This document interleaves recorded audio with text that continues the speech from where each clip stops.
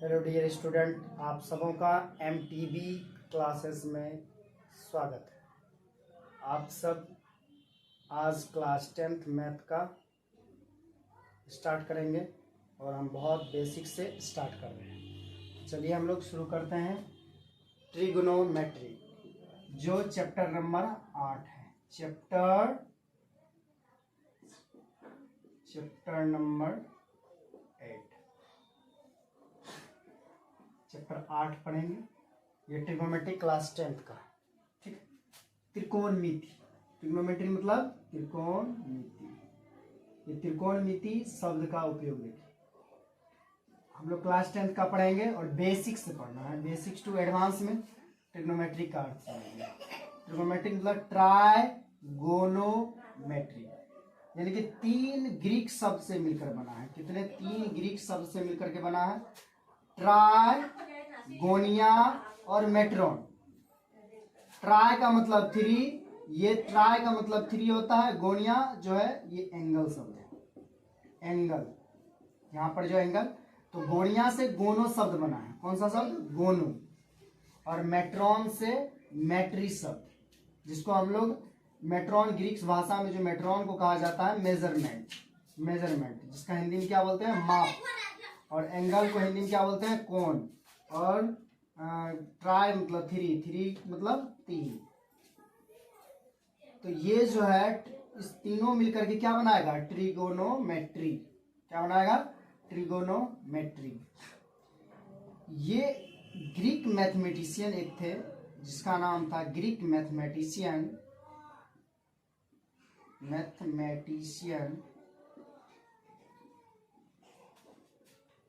जिसका नाम था हिपार्चस,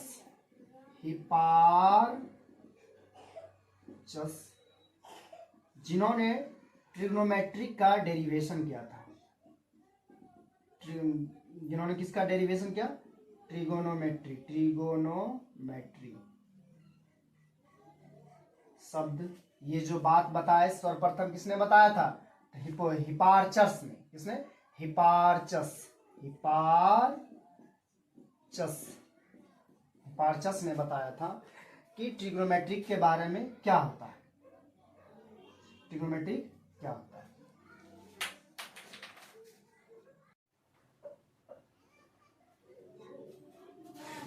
अर्थात ट्रिग्नोमेट्री का अर्थ है 3 कोणों का माप।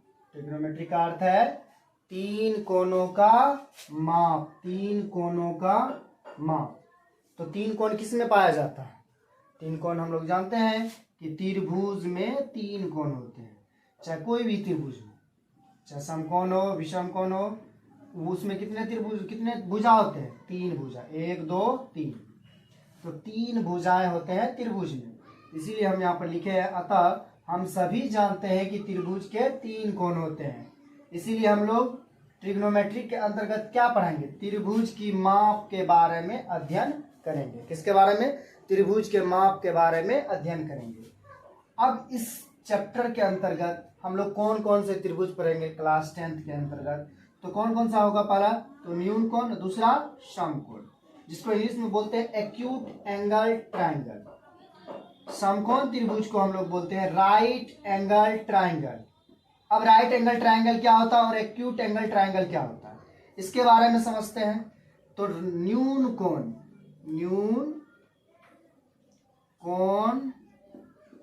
त्रिभुज, है ना, न्यून कोण त्रिभुज। तो न्यून कोण त्रिभुज के बारे में हम लोग जानते हैं। न्यून कोण त्रिभुज, जिसको इंग्लिश में बोलते हैं acute angle triangle, acute angle triangle. तो वह त्रिभुज समझिएगा इसको, वह त्रिभुज जिसका एक कोण 0 डिग्री से बड़ा हो, जिसका कोण 0 डिग्री से बड़ा हो तथा 90 डिग्री से छोटा हो।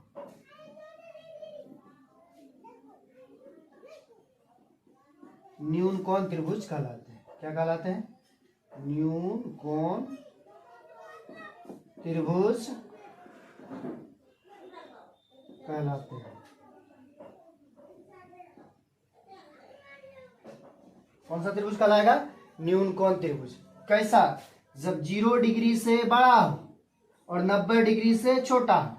इसको शॉर्ट तरीका से देखिए यहाँ पर कि अगर कोई त्रिभुज एक्यूट एंगल कब होगा? इस तरह से अगर त्रिभुज हुआ और ये कोण अगर मान के चलिए थीटा है, ये कोण कितना है? थीटा। तो ये थीटा जब भी होगा तो थीटा जो होगा 0 डिग्री से बड़ा होगा, 0 डिग्री से बड़ा है और 90 डिग्री से छोटा है, तभी जा करके हम इसको बोलेंगे एक्यूट एंगल ट्राइंगल। इसको क्या बोलेंगे? Acute angle triangle. कितना होना चाहिए? थीटा का मान 0 डिग्री से बड़ा हो और 90 डिग्री से छोटा हो, तभी जाके इसको हम लोग क्या बोलेंगे? Acute angle triangle. तो ये इस तरह से हम लोग समझेंगे एक्यूट एंगल ट्राइंगल क्या है। हम इस ट्राइंगल के अंदर का क्लास 10th में जो पढ़िएगा सिर्फ एक्यूट एंगल और समकोण त्रिभुज के बारे में। आगे हायर क्लास में जैसे क्लास 12th हो गया, 11th हो गया, उसमें विशेष करके हम लोग इससे आगे भी पढ़ते हैं एंगल के बारे में। 180 डिग्री होता है, 360 होता है, बहुत सारे एंगल के बारे में पढ़ेंगे, तो वो सब चीज जानेंगे। तो आप समझते हैं हम लोग समकोण त्रिभुज क्या होता है। समकोण त्रिभुज क्या होता है? एक्यूट एंगल तो समझ में आया होगा। अब हम लोग समकोण त्रिभुज के बारे में समझते हैं। समकोण त्रिभुज, समकोण त्रिभुज जिसको हम लोग क्या बोलते हैं? Right angle triangle. Right angle triangle क्या बोलेंगे? Right angle triangle. तो राइट एंगल ट्राइंगल किसको कहते हैं? उसको समझते हैं। वह त्रिभुज जिसका एक कोण 90 डिग्री का, कितना डिग्री का? 90 डिग्री का हो, क्या कहलाएगा? समकोण त्रिभुज। समकोण त्रिभुज कहलाता है।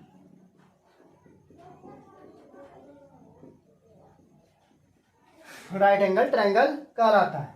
अर्थात देखिए ये जो हो गया इस तरह से अगर लिखा हुआ है और इसमें देखिए ये जो कोण है 90 डिग्री होता है, इसको क्या बोलते हैं? 90 डिग्री। कोई त्रिभुज मान लीजिए ए बी और सी, कोई त्रिभुज है जिसमें ये कोण बी कितना है? 90 डिग्री। यहाँ पर कोण बी कितना है बोलिएगा तो 90 डिग्री है।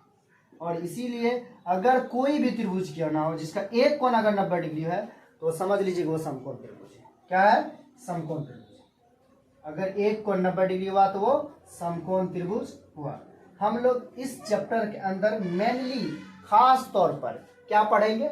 समकोण त्रिभुज के बारे में ही पढ़ेंगे। किसके बारे में? समकोण त्रिभुज के बारे में।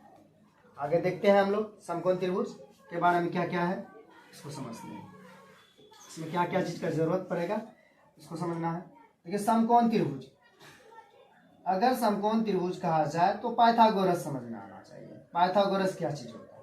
देखिए 90 डिग्री के सामने वाला भुजा जो होता है वो कर्ण कहलाता है। 90 डिग्री के सामने वाला भुजा क्या कहलाता है? कर्ण। और कोई एंगल मान लो कि कोई एंगल जैसे ये सी एंगल जो है ये थीटा है, तो जो यहाँ पर कोण दिया है उस कोण के सामने वाला भुजा क्या कहलाता है? लंब। क्या कहलाता है? लंब। और जो शेष बचा वो क्या कहलाएगा? आधार। क्या कहलाएगा? आधार। 90 डिग्री के सामने वाला भुजा कर्ण और थीटा के सामने वाला भुजा लंब और जो शेष बचा उसको आधार। जैसे एक एग्जांपल से और समझिए।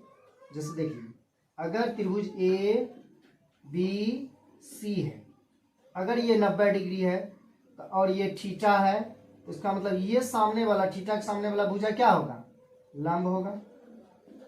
ठीक है। और 90 डिग्री के सामने वाला भुजा क्या होगा? ये 90 डिग्री हुआ तो 90 डिग्री के सामने वाला भुजा क्या होगा? कर्ण। और जो शेष बचा क्या बचेगा? आधार। ठीक। तो कर्ण को इंग्लिश में हम लोग हाइपोटेनियस कहते हैं। कर्ण को इंग्लिश में क्या बोलते हैं? हाइपोटेन्यूस। टेनियस। ठीक है, लंब को इंग्लिश में परपेंडिकुलर कहते हैं, परपेंडिकुलर। और आधार को इंग्लिश में बेस बोलते हैं, आधार। ठीक है, इसीलिए शॉर्ट में हम सब क्या लिखते हैं, एच, कर्ण को एच लिखते हैं, लंब को पी लिखते हैं और आधार को बी लिखते हैं। इस तरह से हम लोग काम करते हैं। फिर आगे बताते हैं।